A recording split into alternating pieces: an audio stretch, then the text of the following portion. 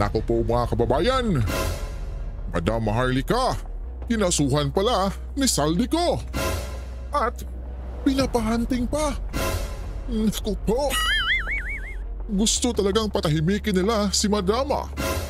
Pero ito, matapang pa rin na ibinulgar ang mga nakatagong baho nila mga kabayan. Ito, pakinggan natin ang bagong banat ni Madam Maharlika. Mga kababayan, nagagalit na naman ako. Bakit? Alam niyo ba kung anong idinudulot na sakit mentally, economically, or financially sa mga tinanggal ni Lisa Tanas at itong Molly na ito na nagpapanggap na medical doctor dyan sa DOH? Tinanggalan niya ng kabuhayan ang mga matatagal ng mga directors dyan sa mga nagtatrabaho dyan sa DOH.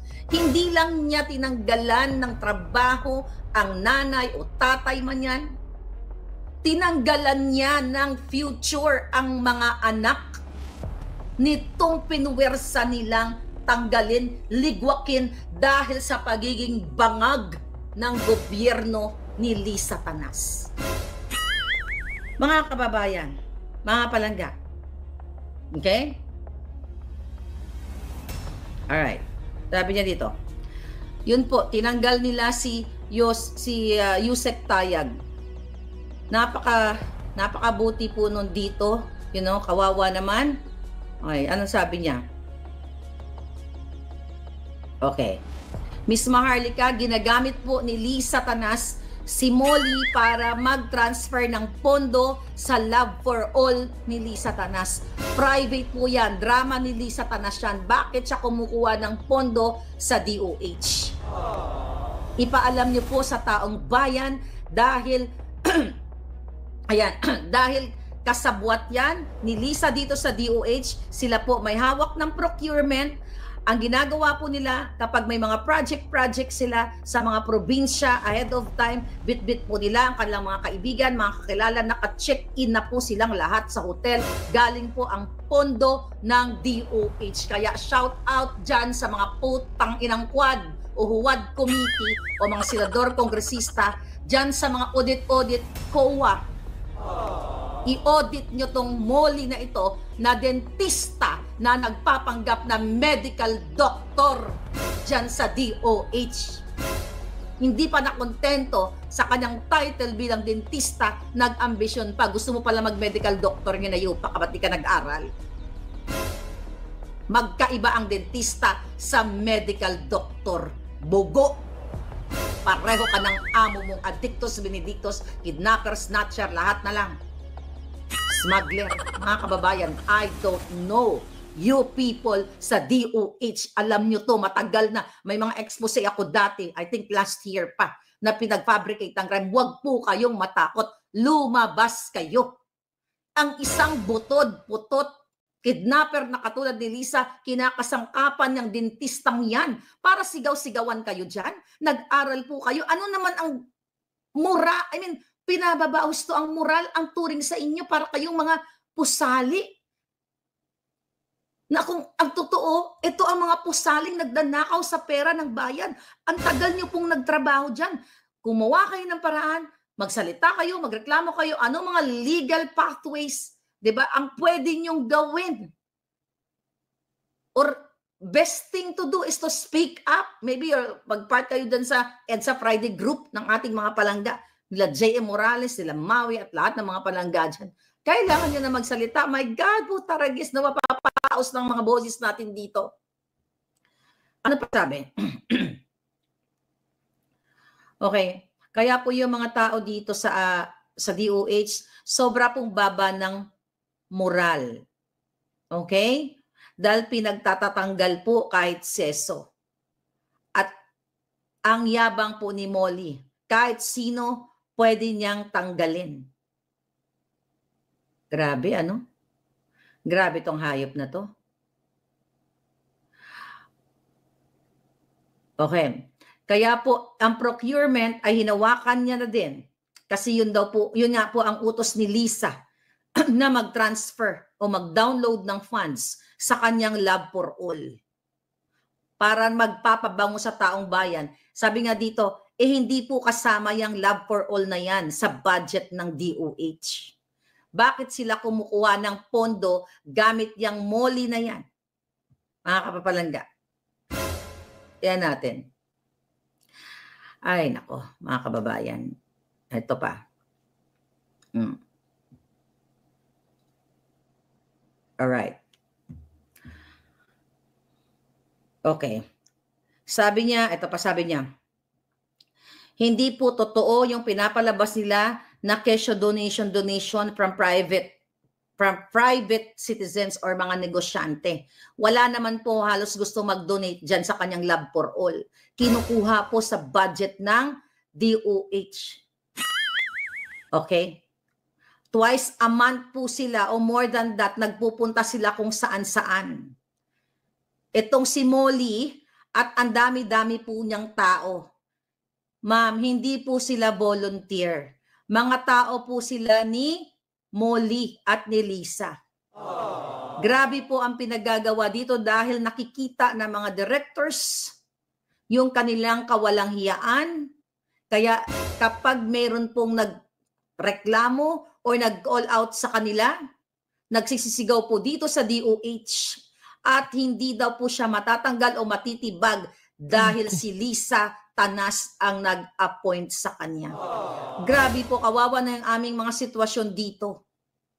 Sana wala po kaming masumbungan. Kaya Miss Maharlika, sana ipaalam mo sa taong bayan kung ano yung sitwasyon namin dito. Kaya nga ako naman palangga, ako dakdak ako ng dakdak, kailangan yung magkapit-bisig. Lumabas kayo. Ako hinaharap ko to mga inayupak na ito. Kinakasuhan ako ng mga to. Yung isa dismissed with prejudice na.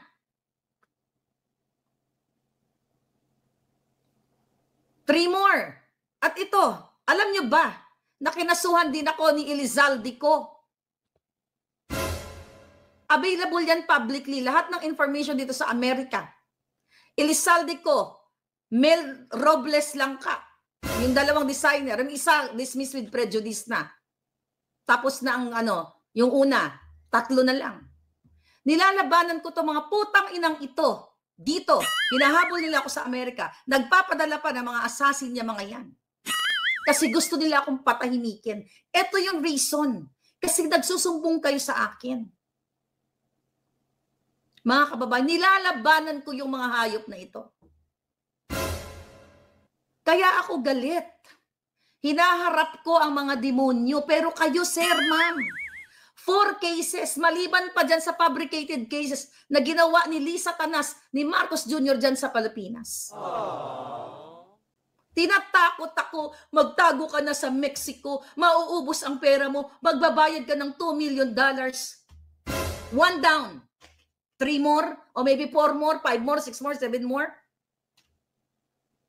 Pero nilalabanan ko yung mga putang inang ito na katulad ni Mel Robles ng kinahayop na yan na nasira daw. O ngayon lang ako magsasalita, na taint daw ang kanyang reputasyon. Putang ina mo, Robles.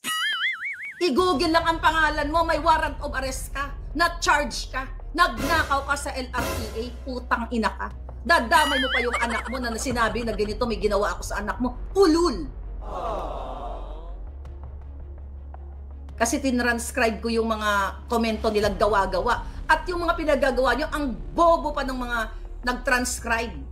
Putang ina, ang mga reklamo nila out of context. Kaya nga yung isa, dismissed with prejudice eh. Eto si Elizalde ko, nakawatan.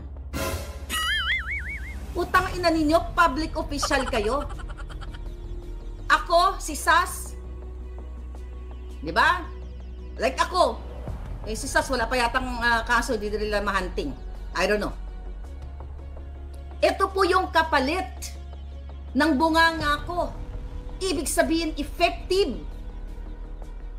Oh, yung pinagyabang mo, Robles, na sino yon yung lawyer mo? Si Camille Vasquez. O bakit iba na humahawak ng lawyer mo na hindi na siya ang magre-represent sa'yo? O baka nabasa ni Camille Vasquez. Natagtad ka ng kaso in the past. O sige, Google nyo lahat yan. Mel Robles versus Claire Eden Contreras. Available yan publicly. You talk about it. Claire Contreras, Elizaldico versus Claire Contreras. Okay? Yung Quinones versus wala pang update doon. Yung isa, taob na. Okay? I cannot talk about yung pinaka-konteksto. Basta available yan publicly. Bakit dalawang public official na mga kawatan? Utang ina nyo? Matitaint ang reputasyon nyo, Zaldico at Robles. Wala kang record ng pagnanakaw, hinayupa ka?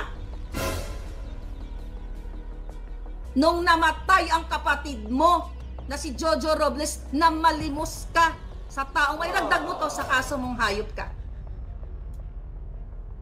Namalimos kayo sa taong bayan. Ha? Sa follower ni Taning, nakakuha kayo ng kalahating milyon, namatay ang kapatid mo. Dadagdag ko yun. Okay, dadagdag ko sa ano. How much? Paano ka naging mayaman kung namatay ang kapatid mo, na malimos kayo at nakakuha kayo ng kalahating milyon sa taong bayan?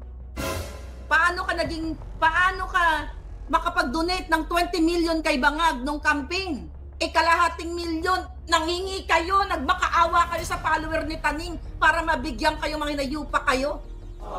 Galit. Sige. Well, andyan na yung kaso. Excited nga ako mas meet sana yung Camille Vasquez, pero hindi na po siya ang maghahawak. Ay, Google nyo lahat dyan.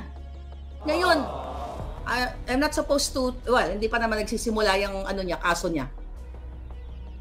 Kakasagot pa lang ng, hindi pa namin nasagot yan. Panakot nyo sa akin? Kasi ang intensyon nila, mga kababayan, para patahimikin ako. Mga insimada, bakit hindi kayo magsalita? Diba sabi nyo, magbabayad ako $2 million. Magtatago ako sa Mexico. Andyan, Claire Contreras, Bacujo versus Claire Contreras. Terminated. 3 more, 4 more, 5 more, 6 more. Bring it on. Saan kayo kumukuha ng pera? Milyones po inuubos ng putang inang Lisa Marcos.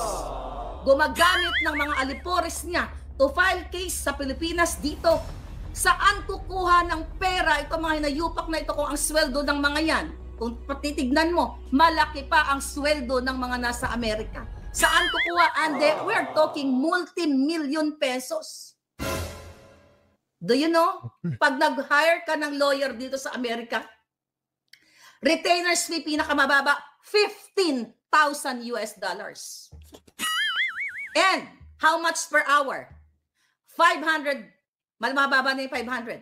600 to 1,000 to more, 600, 700, 800, 900 US dollars kada oras. Saan kumukuha ng kapal ng muka itong mga alipores ni Lisa para mag-file ng case? Lahat ng case sa akin, defamation case.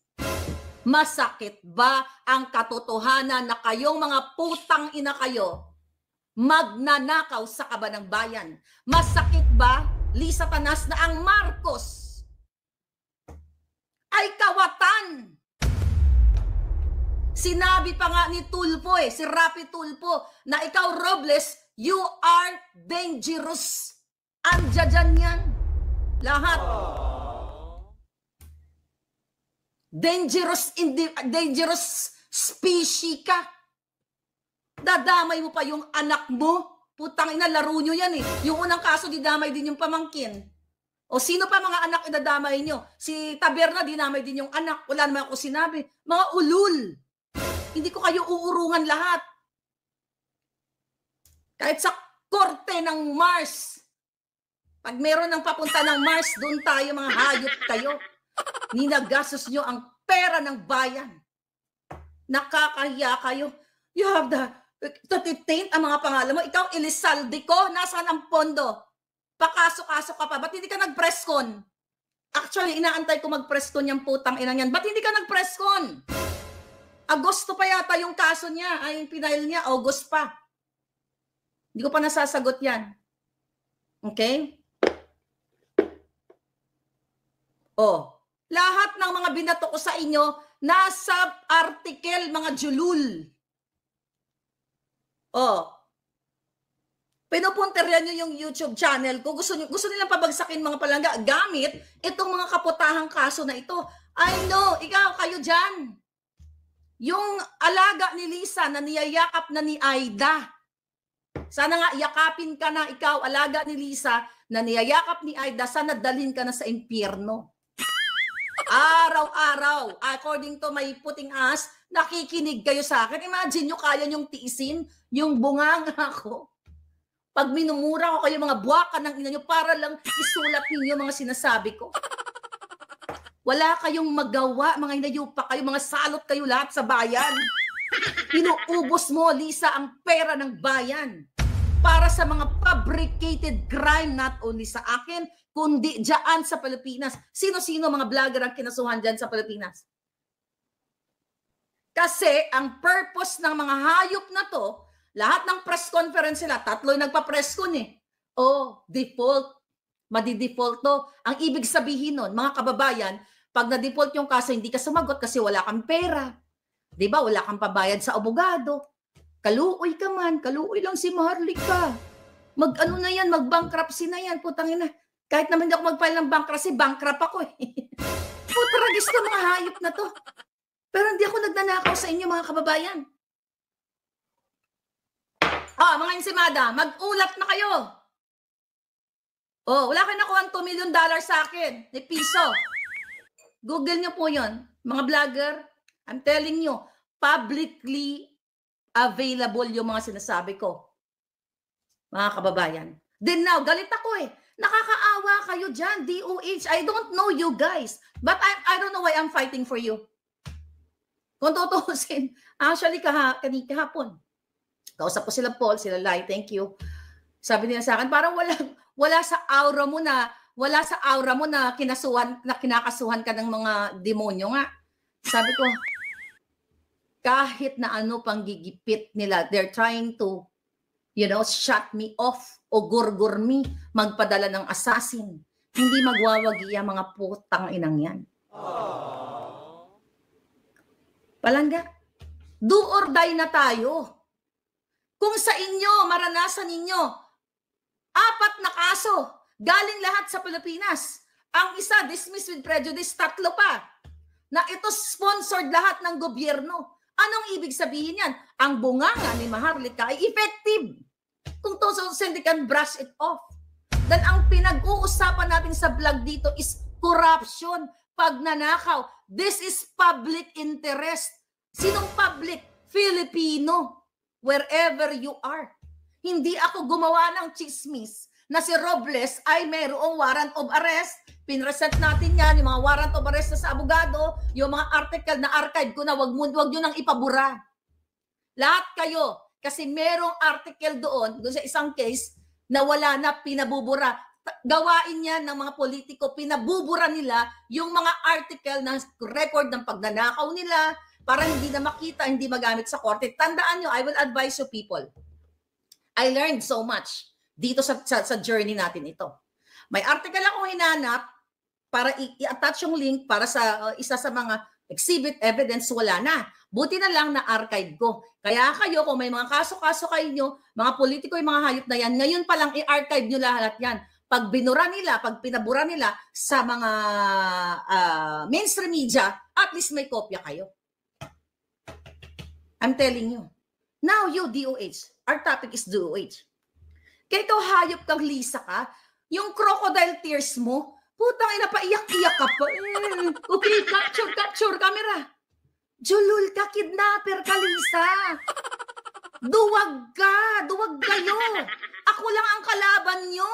Ikaw nga, inahamon ko mag-file ng case na hinayupa ka, inaakusahan kitang kidnapper ka. At nang maipresent ko yung video mo dun sa korte. PNDs ni NBI ng police kakasuhan yung nagpakita ng video. August, September, October, November.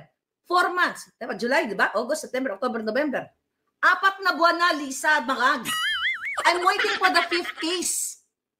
Di ba gusto niyo akong sindakin para tumahimik ako? Kaso lang na sorpresa kayo.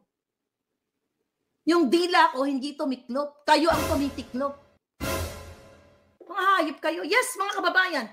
You have to know, 4 cases filed dito sa Amerika mula dyan sa Pilipinas. Galing sa bangag na gobyerno. Ano ang ibig sabihin niyan? DOH. Men and women in uniform. Police. Natuli na ba kayo? Mga pinagpatuli na kayo mga dodo? Baka pag sa inyo ginawa, makanas kinasuhan. Dahil dun sa issue naman kay sinong hinayupak na yon, yung dating PNP chief. Lahat tayo kinakasuhan. O tangay na. Dahil ayaw nilang malaman na demonyo tong si Bangag. Dahil mga ginagawa ngayon, puro ayuda, ayuda, ayuda. Gamit kayo, mga biktima ng bagyo. Oh, kaluluoy, oh, ganun. Capture kami. Sabi ni Lisa, okay, capture, France. Capturein mo ako. I-headline nyo to. My God, I don't know kung anong mangyayari sa bayan ninyo. Sabi ko nga, mga kababayan, DOH, ito, ginagamit Miss Maharlika ni Molly. Okay, ang kapangyarihan na ibinigay sa kanya ni Lisa, pinagsisisigawan po kami dito, pinagmumura kami. Meron yung project po dati ng Duterte administration na Healthy Pilipinas. Sabi niya nung pandemic, nakita po niya yung may mga ito, paano ko nalaman to mga to kung hindi ito galing mismo sa DOH? Miss Maharlika, ang dami pa pong natira mga tumblers, yung mga giveaways ba, mga pinabibigay. Nagmumura, nagsisigaw po ito si Molly. Nang sabi niya, burahin yung pangalan na, ano yun? Yung project nila, DOH Duque and Vergere. Ano yun? Tumblr? Yun, pinabubura niya yung pangalan na, what's the name of the, sinawlat ko dito kanina. Healthy Pilipinas. Okay? Yung Healthy Pilipinas, pinabubura po, nasa Tumblr na.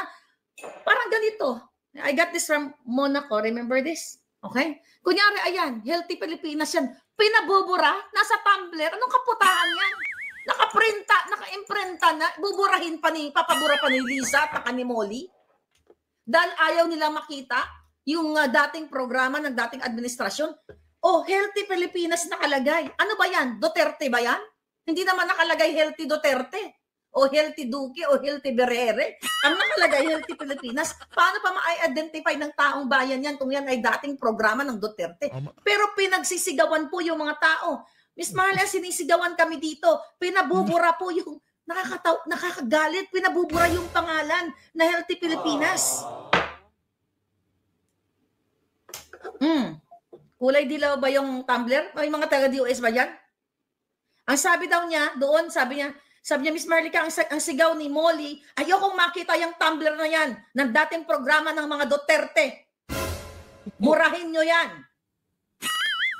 Tapos ang drama doon itong hayop na to, akala mo reyna ng mga kawatan, may tagahawak ng bag. Akala mo prinsesa, sa mga kakilala nitong Molly na to, can you screenshot everything sa Instagram, yung mga pagyayabang, natin dyan, expose natin to. Sinabi ko na yung pangalan, di ba? Sa kapapasok lang dito, mga kababayan.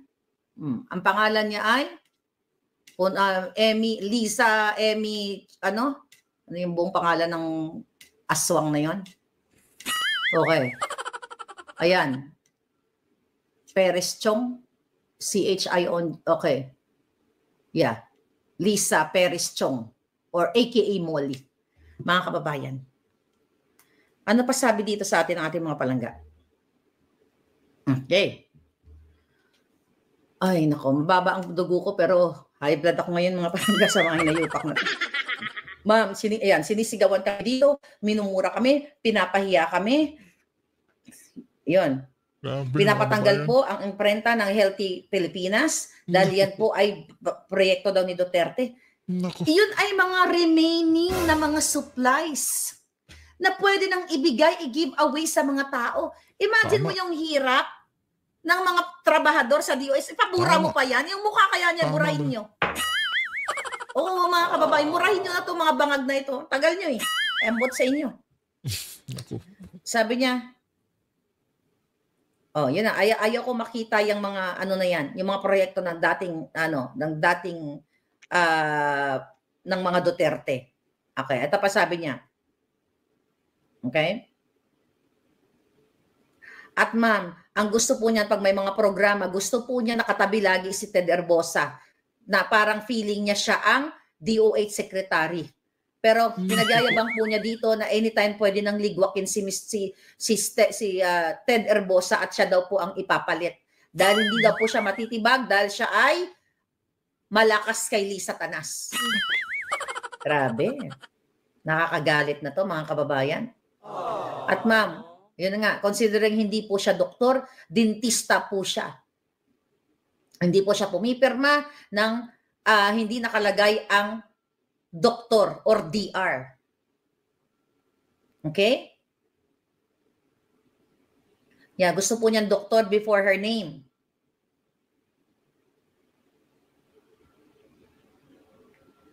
Ay, nako. Ano sabi niya? Okay, may article dito na sinend sa akin, mga kababayan.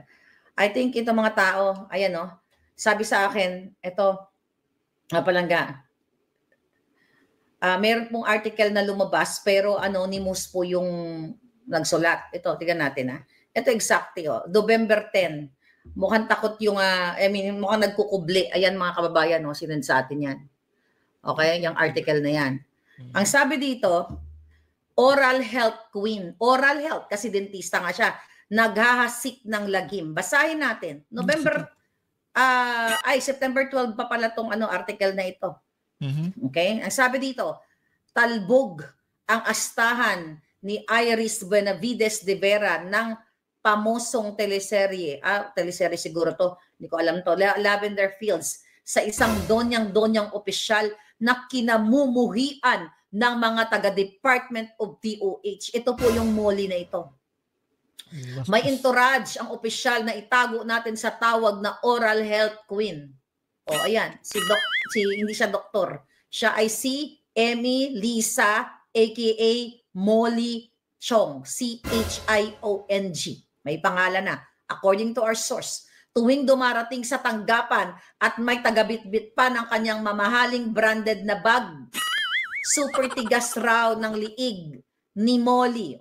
Pangalan na natin sa tuwing naglalakad na animoy Panginoong may lupa na mga alipin niya ang tingin sa lahat ng mas mababang mga opisyal at kawani ng kagawaran. Bisyo din daw ni Molly na murahin ang mga alipin na parang galing siya sa pagmumog ng tubig mula sa imbornal. Masahol pa sa lasenggong istambay sa iskinita ang asal ni Molly, kaya't lahat ay suklam na suklam sa kanya. Sabi ng nagngingit-ngit na chismosa sa avenida. Dinaan na lang nila sa ganito yung galit nila. Lumabas na po kayo, DOH people. Minsan ay naispatan daw ni Molly ang coffee mug. Ito na nga yun. Na dilaw na may tatak na Healthy Pilipinas. Nagulat daw ang lahat nang bigla siyang nagwala. Ayoko makita ng Healthy Pilipinas dito. Itapon o sunugin nyo lahat ng materyales na may tatak niyan. So, tama talaga informanti natin. Ang Healthy Pilipinas ay isa sa mga dating programa ng kagawaran. Duterte time. Sa isa pang insidente rin ng meltdown ni Molly, buong ningning na tinakot niya ang lahat ng nakaharap na kaya niyang ipatanggal ang lahat ng may ranggong direktor pataas dahil super lakas niya sa isang makapangyarihang nilalang sa Malacanang, makapangyarihang botod, kidnapper smuggler na si Lisa Tanas. Napilitan daw umalis sa kagawaran ang isang opisyal na napakalambot ng kawatan. Napilitan daw umalis sa kagawaran ang isang opisyal na napakalambot ng katawan. Para si Eric Tayag, Doc Eric Tayag, ay mapagbigyan sa pwestong kinalalagyan. Tama lahat ng impormasyon. Hindi pa raw yata kontento si Molly sa pwesto niya sa kusina at sa halip na pamamalengki lang ang mga kailangan ng kagawaran ang kanyang atupagin, inasinta niya na maging pinuno ng buong DOH. Pati si Herbosa daw, naasinta. Gusto tanggalin dahil malakas sa kay Lisa. Mamalasin daw ang empleyado na magpapirma sa kanya kapag walang mga letrang DR o doktor bago ang kanyang pangalan. Yun na. Nako. Mga kababayan, I have been doing this for 2 years. Simula nung binudol kayo ni Marcos Jr. Agosto of 2022 po ako ng salita nang hindi tinupad ni Marcos Jr. ang pangako niya sa inyo. Number 1, ang electoral reforms. Yun pala, doon ako isa na unang-una nagalit, yung pala, at pinabayaan kayo lahat dyan, yung pala ay sila ang nandaya. But you know that issue already. Pupokus tayo dito.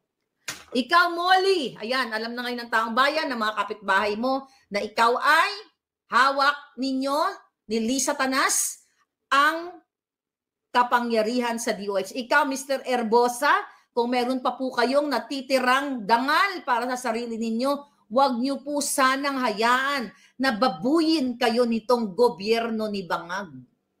Bakit kayo maduduwag? Ako nga, pinabricate ng mga crime sa Pilipinas. Hinahabol hanggang Amerika. Nilalabanan ko po sila, sir. 1 down, 3 more, 4 more, 5 more, 10 more, 1 million more. Bring it on, Lisa Tanas. Saan kumukuha ito mga putang inang ito pambayad sa abogado? Sa pera ng bayan. At wala pong malisya. I am talking here na walang intensyon. Okay? Nasirain ang mga ito dahil sira na sila. Putang ina, paano mo pa sirain ang sira na? Publicly available kung gaano ka mandorobo ang mga inayupak na to. May sisirain ka pa sa sira na? Si Maya, mag-vlog na kayo para meron kayong content. Oh. Sabihin nyo dyan, i-vlog nyo. Sabihin nyo totoo Headline, walang nakuwang 2 milyon kay Maharlika. Ang kaso ay dismissed with prejudice. Terminated. Boom! Tarat-tarat.